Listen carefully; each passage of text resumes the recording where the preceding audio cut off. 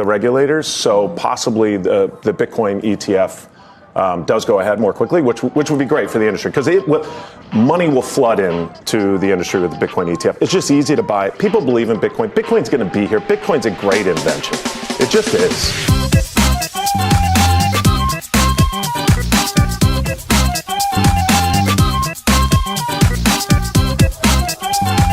What's going on, guys? K-Dub here with another episode of Crypto Zombie. Welcome back to the channel. Hope you're having a great day today. If you are celebrating Thanksgiving in the US or wherever you are, I hope you have a wonderful day with your family. It's finally going to be a positive holiday season well, there's a lot of good things to talk about in crypto, right? And even though, there might have been some bad things that happened recently with Binance, overall, if you have a look at the price, didn't really affect the price of Bitcoin at all, right? So some people are saying that this whole Binance debacle could actually be good for Bitcoin, right? So CZ stepping down, paying $4.3 billion. I'm not going to go into all this. You've probably already heard about this news today. But what I do want to talk about specifically is a Bitcoin metric that actually just hit an all-time high, which could actually be sending some signals right now, and also something that has literally never happened for Bitcoin. It has to do with the open interest. If you know what I'm talking about, you know. But we're going to go into why the next few days, there's been kind of some boring sideways, but,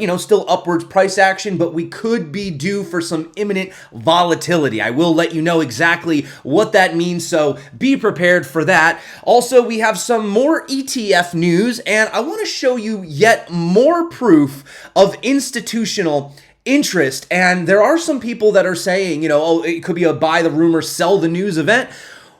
Or they're saying it could be a buy the rumor, buy the news event. So we're going to go over all that today, if that sounds good to you, bringing you a video on the holiday, because, some of you guys are probably going to want some content to consume while you're gone. And I did just also want to bring up really quick the Meta Signals. So this is actually going live for the first 2,000 NFT holders. This is going to be happening tomorrow. If you guys watched the video that I did with Eric, basically in a nutshell, if you didn't stick around for it, this is an alerts app, which is designed to give you an edge based on a bunch of indicators, right? This is launching tomorrow, only exclusively to the first 2,000 NFT holders, but you will get lifetime access to all of the features indefinitely forever. Now, if you just were over in the Discord right now, you'll see here's just an example of what these alerts look like. This was the one for Solana, and you could see clearly the target was not only hit, but it was even surpassed, okay? And what we decided to do was offer 30% of the trading alerts. So basically it's an algorithm just randomly pulling them out of a hat pretty much for free on the low, medium, and high time frame. So if you guys are interested, you can join the Discord for free. Okay, and you can take these trades without having to pay anything. They're doing this until December 12th because obviously a lot of people can be skeptical with these types of products, but I think if you've been in there, you've been seeing it's been just basically winner after winner. So again, guys, make sure that if you are gonna, normally I don't put this in the beginning of the video, but there's scammers that are already out there trying to get people's money, creating fake discords. Make sure that you go to the official links. I'll have them below. And the only place to buy the NFT, the only place is metasignals.io/NFT. Okay, so just go to the website, go to the NFT page, and you can see this goes live in 15 hours. So I just wanted to put this at the beginning of the video because a few people already got scammed. We took care of it as quick as we could. But guys, please be careful on the links that you're clicking on. Only go to the official site. So obviously this is pretty exciting, and yeah, just check it out. I think this product has been really incredibly, surprisingly accurate. Obviously nothing's perfect,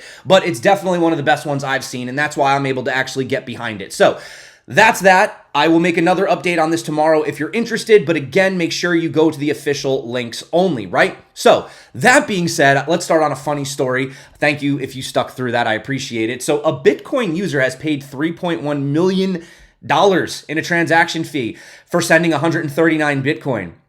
139 Bitcoin is a lot to transfer, but a $3.1 million transaction fee is absolutely incredible. Obviously, they made some kind of a mistake here that there's no need to be spending that high of an amount, but that's actually crazy. So let's talk about the Binance news. Let's talk about how it's actually affecting the markets.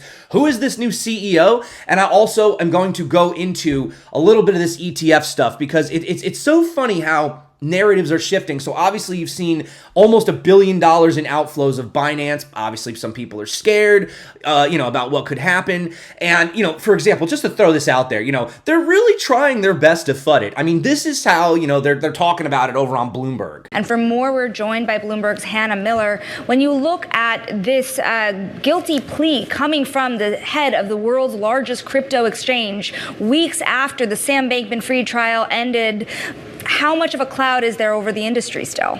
It's yet another stunning blow to the crypto industry. CZ is the biggest name in crypto right now. Binance is the largest crypto exchange by trading volume in the world.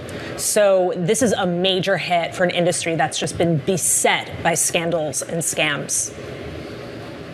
Yeah, absolutely. And I don't know why, but that look in the camera at the very end just kind of makes me laugh for some reason. So yeah, I mean, they're clearly trying to paint this as another FUD thing, but in all reality, I don't know. Jim Cramer did come out and say maybe it's a good time to buy Bitcoin. So usually you tend to do the opposite of that, right? But side note, JP Morgan, for example, they're saying that they see Binance's settlement with the US agencies as positive for crypto and the industry. The settlement eliminated potential systemic risk emanating from a hypothetical Binance collapse. Now, was Binance going to collapse? I mean, I've heard a lot of FUD in my day, and Binance seems to just be chugging along. Don't forget, no one's going after FTX. Gensler and friends are all meeting with them in the background, and yet they're actually misappropriating customer funds, whereas to this day, not $1 has ever gone missing from Binance. So literally an exchange that really didn't do anything wrong and was ultimately trying to really protect users' privacy, well, it came to bite them, in the end anyway. So we get this guy, Richard Teng over here, Chief Executive Officer, and what do you know, guys? What do you know? World Economic Forum member. So yeah, the surveillance is real, and this is what they really wanted, guys. The U.S. wants to control everything. They want to have their pockets in everything. They want to have surveillance over everything. So we just knew this was coming. And what is the lesson that you even learn here? If you pay a big enough fine, then you don't have to worry about it. I don't really understand it. It's very, very mafioso-esque, but hey, that's just how things are. So I wanted to talk about the fact that we have Bitcoin percent of supply last active up to a year, right? So this is basically coins that have not moved. And you can see that they have officially hit an all-time high. Now, you might be saying to yourself, well, yeah, I mean, obviously, the longer the Bitcoin history exists for, right, the more odds there are of holders. Yeah, but this is holders in just the past year, topping an all-time high.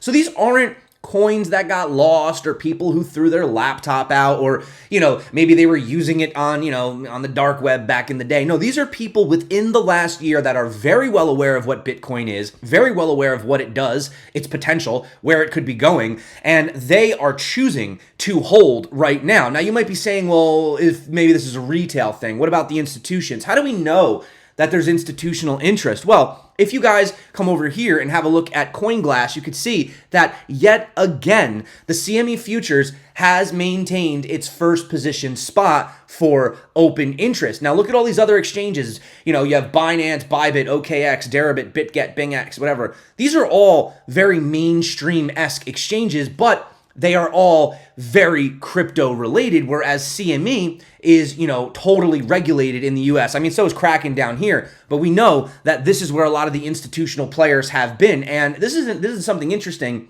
that Noof Smith pointed out.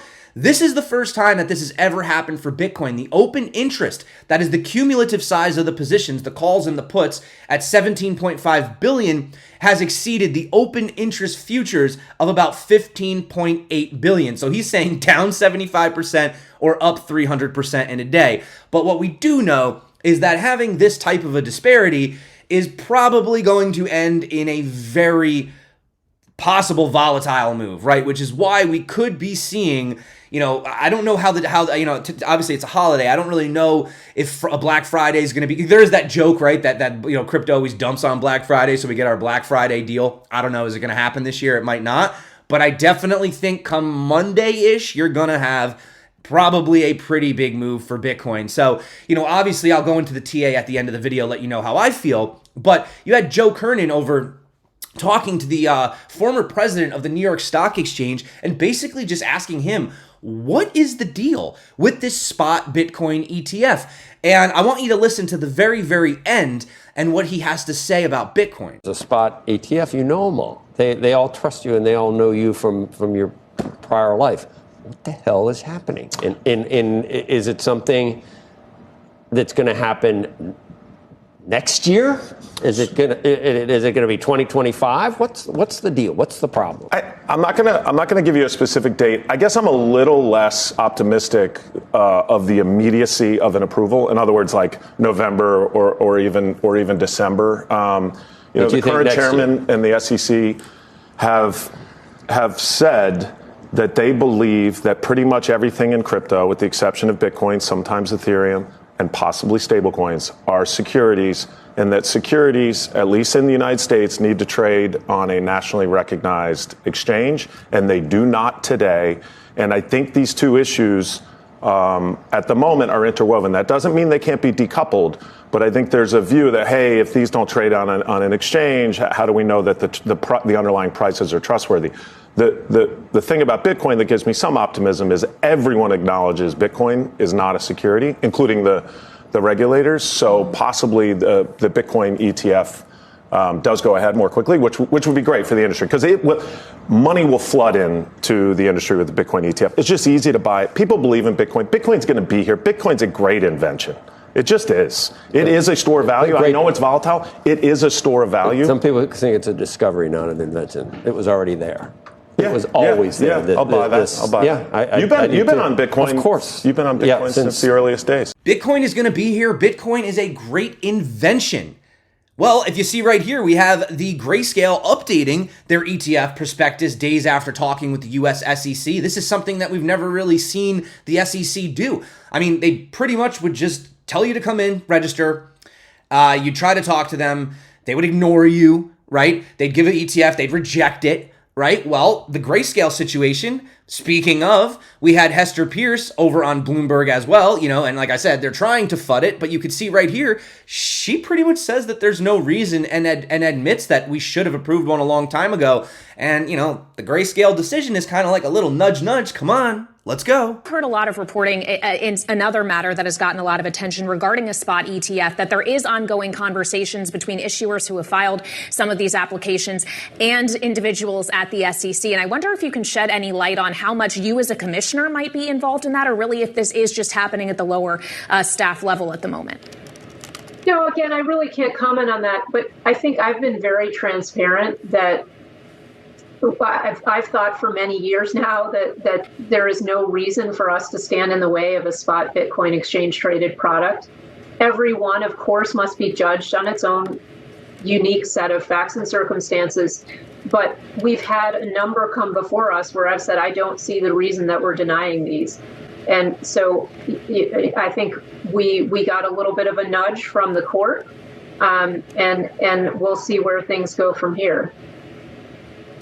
And that nudge from the court, I'm guessing you're alluding to the Grayscale case in which they found that the SEC was arbitrary and capricious in denying Grayscale's attempts to convert GBTC into an ETF. There has been a lot of questions, Commissioner, about where exactly Grayscale is going to fall in terms of the timeline here. Do you think that would be resolved theoretically before actually one of these other spot filings are approved, or could all of this happen simultaneously? I can't speak to that. All of those are under consideration now, so I can't speak to them. And it's so hilarious with this narrative shift. Like, remember how it was so terrible for the environment? Bitcoin mining is taking up more electricity than a tiny country or something like that, right? And now this is literally coming out in the news, the Salt Lake Tribune. Energy from landfill could fuel Bitcoin mining and clear the air. Very interesting how all of a sudden Larry and friends and, the ETFs all start, getting involved. And now all of a sudden Bitcoin is great for the environment. What changed? Well, I'll give you a hint. Nothing actually changed. But, these guys, they're getting their hands in it, so they want it to be positive. It's just how things are. They just manipulate the media however they want. But if we have a look at what crypto service provider Matrixport had sent out in a I think this was out to, maybe they sent this out to some of the people that read their stuff. They said, we anticipate a high likelihood of Bitcoin surpassing 38,000 by the end of this month, which it's pretty, I mean, it's almost about to probably do that anyway at some point. There is a little bit in the chart, though, that we should be worried about. I'll kind of show you that in a minute. But they basically said that they're thinking that there's a chance of a rally above 40,000 with a 90% probability that Bitcoin goes to at least 40,000 by the end of this year. So, I mean, it's really only another 2,000 and change from here. Could we have the Santa Claus rally? One of the things that they point out is Tether's USDT stablecoin growth market cap. And I had the chart pulled up. Actually, we can, we could, if you just literally go to Tether, you can basically just see the market cap has just gotten higher and higher and higher. What do you think all these investors are going to be doing with their stablecoins, right? They're obviously waiting to buy potential dips, right? As we've seen Bitcoin getting removed from the exchanges, we've seen Tether and USDC and stablecoins going to the exchanges, right? Another thing to point out is that, November has, I guess they say, an average return of about 6%, but this month it's actually clocking in at around 8.5. So it's on the higher percentage average. Another thing, just kind of talking about macro events, they talk about bond yields. Boring, right? Well, they're expected to fall to 2.6% within the next 2 years as 10-year treasury yields appear to have peaked at 4.95%. So they basically say that this repricing of bond yields is poised to trigger a new boom for maybe these riskier assets like stocks. And of course, that would maybe also classify Bitcoin in that category. Although recently, I will say that Bitcoin has been, it's been kind of been more of that flight to quality, right? But, I retweeted this over on my X, and, if you're not following me here, I tend to put content over there when I don't make videos. Mike Alfred says, over the last few weeks, I've had dozens of conversations with analysts, traders, bankers, and PMs. One thing is abundantly clear. Nobody on Wall Street understands Bitcoin. There are people who trade it occasionally. There are even some who have noted its 100% year-to-date return, but view it solely as speculation. But there is absolutely no one who deeply understands Bitcoin's fundamentals. Everyone is out of a position and underexposed. When Bitcoin rips to 100,000 over the next 12 to 18 months, there will be a lot of shock and a lot of panic buying from traditional finance. Mark my words. I agree. I've talked to so many people still. Ran into a couple guys yesterday that were asking me, about, they were like, we're talking about what we do. And I was like, well, what do I do? I don't know. I do Bitcoin, I guess. And they're like, oh, Bitcoin. We start talking about it. And you would be surprised how many people still, older generations and even younger generations, who they're like, yeah, I've heard of it. Like even Gen Z, like I've talked to some kids. Well, they're not kids anymore, I guess, but they're younger than I am. And, they'll just be like, yeah, I know about Bitcoin, but, I don't know enough about it still. I don't really know. And it's crazy. You would think they would understand this. No, I'm telling you guys, it's still insane when you consider, I don't know, what is it? I think it's like, somebody correct me, 1% to 5% of people have exposure to Bitcoin worldwide, maybe less, I don't know, something like that. So there's still a lot of room, a lot of capital, a lot of people, inflow, etc. And you're only just seeing more and more of like this type of news, breaking news. The Kingdom of Bhutan has secretly spent millions building a national Bitcoin mining operation to avert economic crisis, according to Forbes. So, you're seeing Argentina President Javier Milei coming out talking about how the central banks need to go and discussing Bitcoin. We already know what they did in El Salvador. Now you have these guys spending millions to mine Bitcoin to avert a economic crisis. And maybe the one thing Larry Fink does have right is it is a flight to quality, a flight to safety. And more and more people are realizing that you are not going to be able to get by just putting money in your savings account. And a lot of these traditional avenues are scams. I could go on for a lot of different things. You'd be shocked, but I don't really want to go into that right now. But like these traditional products, 401ks, even like Roth IRAs, which are, really good, investment things, but I'll save this for another day. But anyway, getting back to Bitcoin, I want to talk a little bit about the chart and then get on out of here. So Plan B, he's pretty famous for his stock to flow model. He has his market cycle model.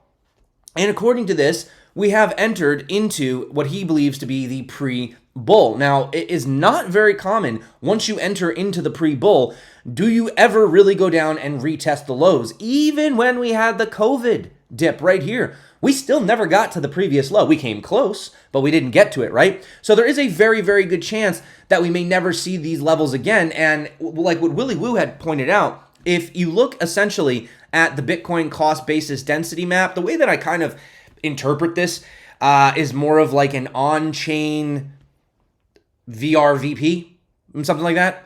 Volume range profile, possibly. I don't know. That's how I'm interpreting it. But he's basically saying that, you know, you can see the accumulations of these bands. You can see where you have these bear market bottoms. And generally, when you start to get, you know, these very, very, very strong areas of discovery, as he points it, you know, he has them marked out 1, 2. You can see the numbers right here.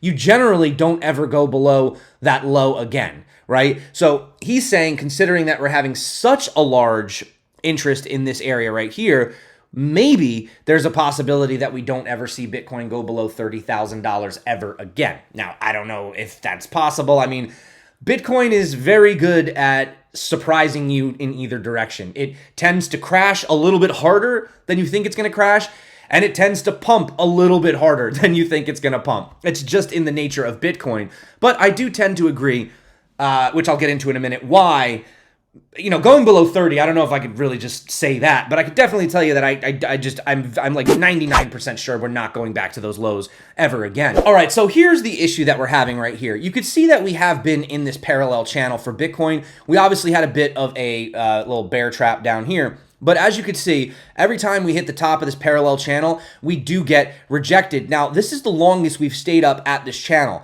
Back here, I mean, you could argue maybe this was 5 weeks. I guess there was a little bit of a deviation here. This was only 1 week, and so far we've been up here for 3 weeks, right? But if you get rid of this, that would be 2 weeks, little mini pullback, 2 weeks, big pullback, 1 week pullback, and now we have 3. So the question is, will we have a little bit of that retest, right? Because we also are forming this upwards trend right here. So now we're looking at these multiple possible levels of support. And again, the fact that, yes, I mean, we could be due, I mean, we haven't even, just to let you guys know, we haven't even retested any of these major moving averages, and we also haven't even retested this major downward sloping trend. So generally, you know, you'll see some kind of a bump and run pattern like that, or at least we come down and we retest into this area. We haven't done that yet, but as we can see right here, we still have money flow on Market Cipher moving to the upside, and we just put in a bigger wave up here. Now, the RSI is getting a little bit high, so yes, the probability of having a correction, yes, it is building the more we continue to have this price action to the upside.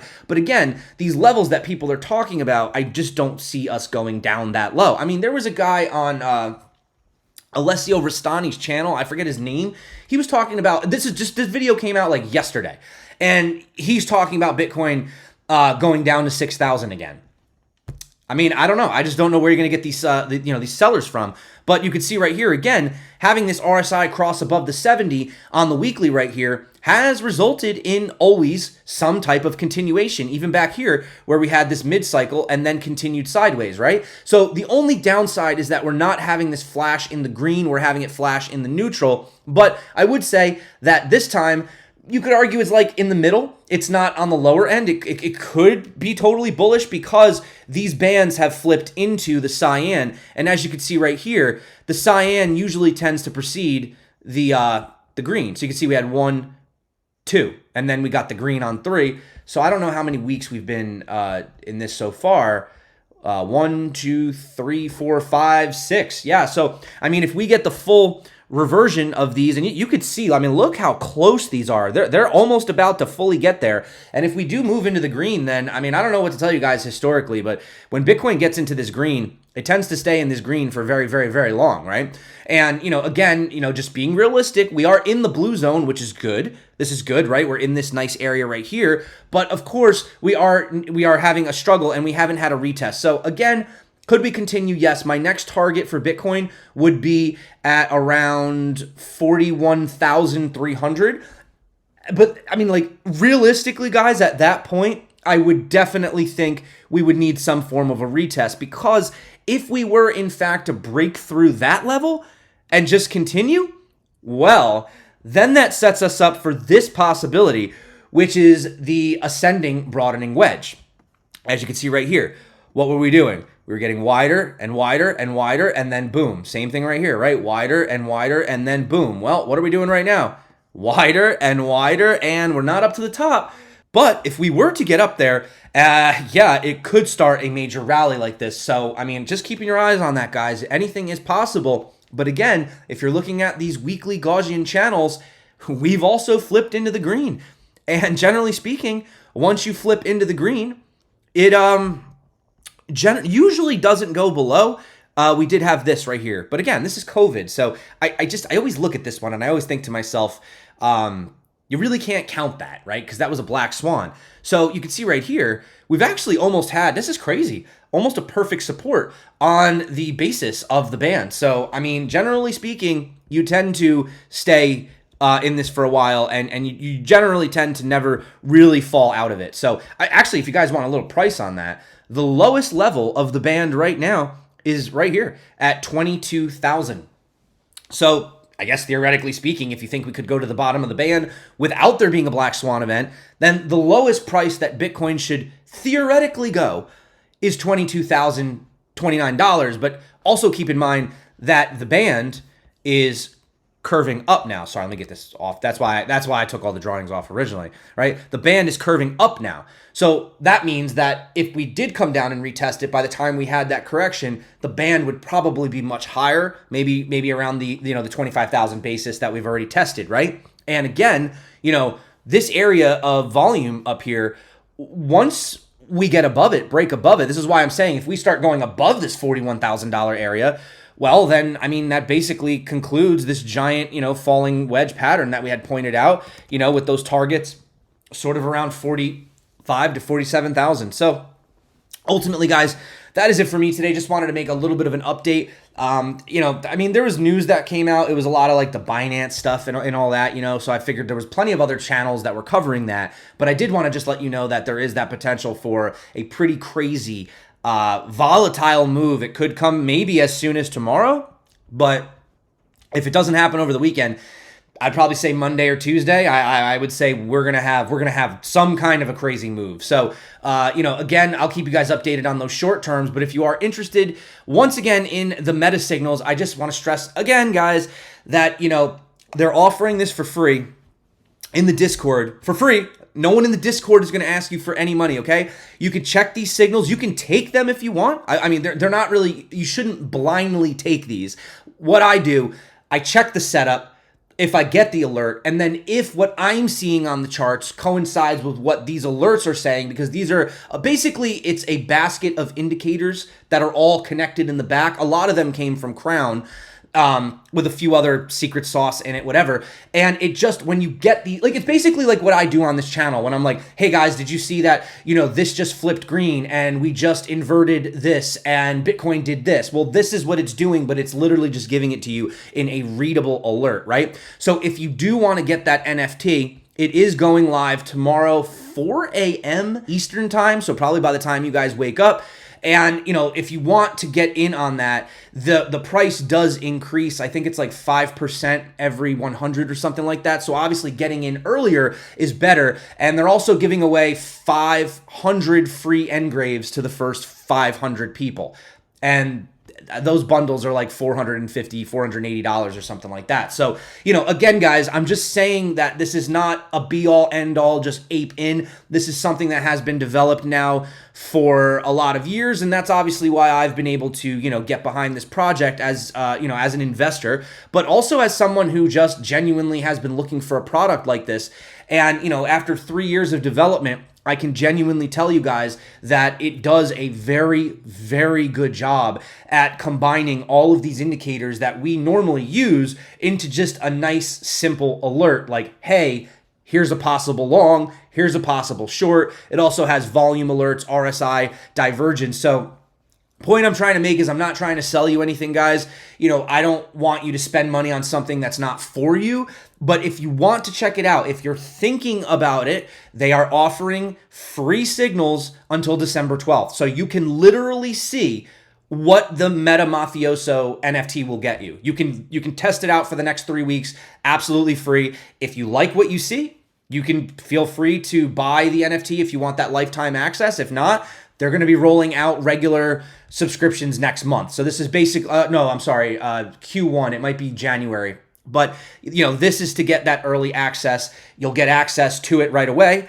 and you will have lifetime of all of these possible things. And there's a lot of stuff that they're coming out in the future. Some stuff I guess I can't really say right now, but I could definitely tell you, if you have lifetime access, you're going to be pretty impressed with the products that they're going to be rolling out, and you're going to be getting them all forever for free.